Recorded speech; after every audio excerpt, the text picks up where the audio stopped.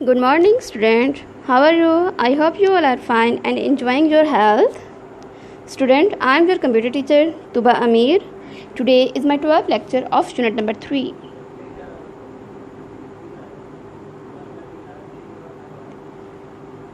Unit number 3 is Software Basics. Student, जैसे कि unit number 2 में हमने पढ़ा था हार्डवेयर बेसिक्स, जिसमें मॉनिटर, कीबोर्ड, माउस, CPU था. ठीक है, अब हम पढ़ेंगे सॉफ्टवेयर बेसिक्स के बारे में.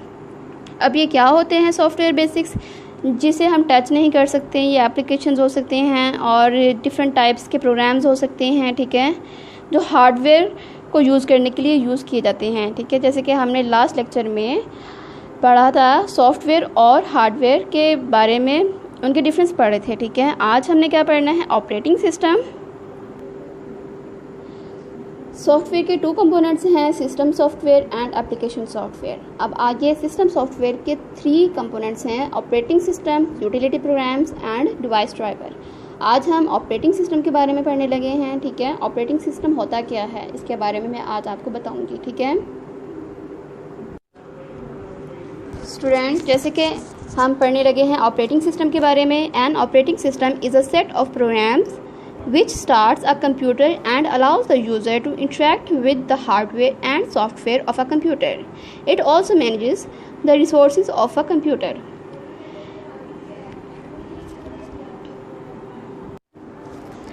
Operating system set of program होता है जो कंप्यूटर को स्टार्ट करता है, और ऑपरेटिंग सिस्टम अलाउ करता है कि यूज़र, मतलब आप और मैं जो कंप्यूटर यूज़ करते हैं, ठीक है, और हार्डवेयर, यूज़र और हार्डवेयर और सॉफ्टवेयर के आपके दरमियान आपस में कम्युनिकेट करें और इंटरेक्ट करें. ठीक है, और ये कंप्यूटर के तमाम रिसोर्सेज को मैनेज करता है. जैसे कि मैं आपको इसकी एक एग्जांपल भी दे सकती हूँ. जब हम कंप्यूटर को ऑन करते हैं, ठीक है, जो हमारे पास सामने विंडो में एक पिक्चर आती है, मतलब एक विंडो स्क्रीन आती है. ठीक है, जो हमारे कंप्यूटर को ऑन कर रही होती है. ठीक है, जो स्टार्ट कर रही होती है कंप्यूटर को, जिस पे हमने अपना काम करना होता है. ठीक है, अगर विंडो ना हो तो हमारा कंप्यूटर भी काम नहीं कर सकता. ठीक है, अब इसके अलावा जैसे कि हमें पिक्चर में जैसे नज़र आ रहा है, the concept of operating system means कि ऑपरेटिंग सिस्टम जो है वो हमारी एप्लीकेशन को भी सपोर्ट कर रहा है और इसको काम करने के लिए मदद कर रहा है. और मॉनिटर जो है ऑपरेटिंग सिस्टम की वजह से हम यूज़ कर सकते हैं. ऑपरेटिंग सिस्टम की वजह से ही हमारा प्रिंटर काम करता है, माउस भी, कीबोर्ड भी, हार्ड ड्राइव, कोई भी जो चीज़ें हैं जो कंप्यूटर के साथ, हार्ड डिस्क होती हैं, हार्ड ड्राइव होती है, कोई भी हार्डवेयर में जो कोई भी चीज़ें आती हैं, ये सारी चीज़ें जो हैं इस टाइम भी हार्डवेयर में है. ठीक है, ये सब कुछ कौन से मैनेज कर रहा है, कौन से ऑपरेट कर रहा है, ऑपरेटिंग सिस्टम. ठीक है, जैसे कि हमने कंप्यूटर पे अपना काम करना है तो इनकी मदद से हम अपना काम करेंगे. ठीक है, हम डायरेक्ट तो कंप्यूटर के साथ इंटरेक्ट नहीं कर सकते. ऑपरेटिंग सिस्टम होगा तो हम इन चीज़ों के साथ इंटरेक्ट कर सकते हैं. ठीक है, जैसे कि इसकी एक मैं एग्जांपल देती हूँ आपको, कि जैसे हमारे स्कूल में हमारी टीचर्स होती हैं, हम लोग होते हैं. ठीक है, आप स्कूल में आते हैं, आपको टीचर आपको अच्छे तरीके से गाइड करती हैं, आपको पढ़ाती हैं. उर्दू की टीचर आपको उर्दू पढ़ाएंगी, साइंस की टीचर आपको साइंस पढ़ाएंगी, और कंप्यूटर की टीचर आपको कंप्यूटर पढ़ाएंगी. इट्स मीन कि हर टीचर अपना अपना काम कर रही हैं और अपना अपना आउटपुट आपको दे रही हैं. आप अपनी टीचर से लेसन लेते हैं. ठीक है, आप पढ़ते हैं और टीचर देखती हैं कौन सा बच्चा आया है, कौन सा बच्चा नहीं आया है. स्कूल में ये सारी टीचर क्या काम करती हैं, ऑपरेटिंग सिस्टम की तरह काम कर रही होती हैं. जिस तरह के बच्चों ने क्या काम करना है, क्या होमवर्क टास्क देना है, कब गेम पीरियड होगा, क्या सब कुछ होगा, मतलब कि आपको टीचर जो गाइड कर रही होती हैं, ये ऑपरेटिंग सिस्टम की तरह बिल्कुल काम करती हैं. ठीक है, सपोज करें स्कूल में टीचर ना हो तो क्या होगा, आप आएंगे, क्या आप पढ़ के जा सकते हैं, नो. ठीक है, आप जैसे कि टीचर के बगैर नहीं पढ़ सकते, बिल्कुल ऐसे ही हमारे हार्डवेयर जो होते हैं, जिस तरह मॉनिटर है, हमारा कीबोर्ड है, हमारा माउस है, अगर ऑपरेटिंग सिस्टम ना हो तो ये भी कोई भी काम नहीं कर सकते.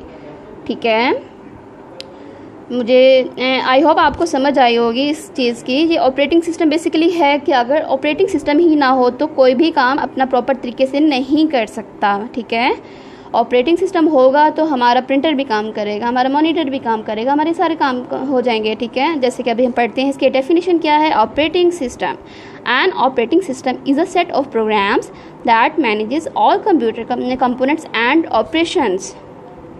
जैसे कि अभी हमने पढ़ा है कि ऑपरेटिंग सिस्टम क्या होता है, ठीक है। ऑपरेटिंग सिस्टम एक सेट ऑफ प्रोग्राम होता है, हमारे टीचर्स की तरह होता है। जैसे सब टीचर्स अपना काम कर रही होती हैं, बिल्कुल ऐसे ही सेट ऑफ प्रोग्राम होता है जो मैनेज करता है, ठीक है। किसको मैनेज करता है? कंप्यूटर के तमाम कंपोनेंट्स। अब कंपोनेंट्स में क्या क्या आते हैं? मेमोरी, रोम, रैम, हार्ड ड्राइव, ये सब चीज़ें हमारे कंपोनेंट्स में आती हैं, कंप्यूटर कंपोनेंट्स में आती हैं, जो मैनेज करता है कंप्यूटर कंपोनेंट्स को, ठीक है, मेमोरी को, हार्ड ड्राइव को और तमाम ऑपरेशंस को। ऑपरेशंस मीन्स जिसमें कोई भी प्रोसेसिंग होती है, आपने कोई भी कैलकुलेशन करनी है, ये सब चीज़ें कहाँ पे होती हैं? हमारे ऑपरेटिंग सिस्टम में, ठीक है। A computer can not do anything without operating system. जैसे कि मैंने आपको बताया कि स्कूल में अगर टीचर ना हो और सारे बच्चे बैठे हुए हों तो कौन पढ़ाएगा उनको? कोई भी नहीं पढ़ा सकता, ठीक है। आप तो एक दूसरे को नहीं ना पढ़ा सकते, ठीक है। बिल्कुल ऐसे ही ऑपरेटिंग सिस्टम हमारे कंप्यूटर में काम करता है। अगर हमारे कंप्यूटर में विंडो ना हो, ओह माय गॉड, अगर विंडो ही नहीं है तो हम कैसे अपना काम करेंगे? हम कैसे अपने पेंटिंग करेंगे? कैसे हम गेम्स खेलेंगे? ठीक है, आगे बढ़ते हैं। Operating system must be installed on every computer. जो ऑपरेटिंग सिस्टम है हर कंप्यूटर में इंस्टॉल किया जाता है। ये बहुत नेसेसरी होता है, बहुत ज़्यादा ज़रूरी होता है कंप्यूटर के काम करने के लिए, ठीक है। Users interact with the computer through operating system. अब यूज़र में कौन आता है? यूज़र में आप जब कंप्यूटर यूज़ कर रहे हैं तो मैं कहूँगी कि आप यूज़र हैं, जब मैं कंप्यूटर यूज़ कर रही हूँ तो मैं यूज़र हूँ। इट्स मीन कि जो कंप्यूटर यूज़ करता है उसे हम कहते हैं यूज़र। अब इंटरेक्ट क्या है? कम्युनिकेशन करना, कंप्यूटर से काम लेना, कोई भी काम होता है उसे हम करते हैं, ठीक है। अगर ऑपरेटिंग सिस्टम होगा तो यूज़र अपना काम प्रॉपर तरीके से कंप्यूटर के साथ कर सकता है, ठीक है। ऑपरेटिंग सिस्टम जो होता है वो एक इंटरफेस की तरह काम कर रहा होता है, ठीक है। जैसे कि हमारी जो लैंग्वेज है हमारी अलग लैंग्वेज है, कंप्यूटर की लैंग्वेज अलग है, बाइनरी है, जैसे कि 0 1, वो वही लैंग्वेज यूज़ करता है। अगर ऑपरेटिंग सिस्टम होगा तभी वो कंप्यूटर को समझा पाएगा ना कि यूज़र आपसे कहना क्या चाह रहा है, ठीक है। Most important operating systems. अब कौन कौन से ऑपरेटिंग सिस्टम है? जैसे कि माइक्रोसॉफ्ट विंडोज़।